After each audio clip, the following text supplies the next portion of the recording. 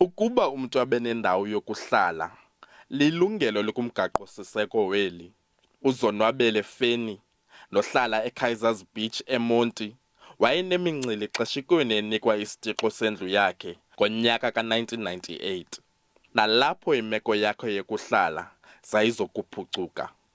Kodwa le ndoda eneminyaka eyi-61 yabona ukuba le ndlu yakhe ayikho semgangathweni xa kusele kuqingqeleka iminyaka.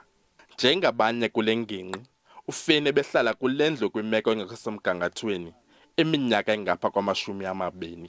Umahluko uqala ububuhlungu ngoku noba bendihlala kule ndlu injena, nakodwa ke ndinyamezele ngenxa yokuba seyiyo endinayo.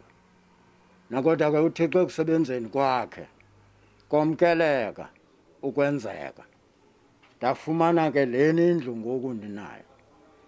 Noko ndithe enkosi kakhulu entliziyweni yam.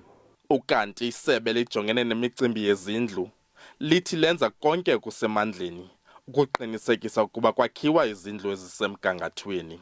Sinesicwangciso ke sabantu ekuthiwa ngabahloli abajikelezayo abanobuchwepheshe nezakhono zokujonga ukuba ulwakhiwo olu lusemgangathweni ophezulu, ukuze uyibone isasuka indlu kuba kulandelwe kakuhle, imanisa iqho ngokweziteyijiz okanye ngokwamanqanaba ngamanqanaba, imane ijonga uba imeko yayo injani na. Ngaba bantu ke banobuchule nobuchwepheshe, iingcali zokwakha.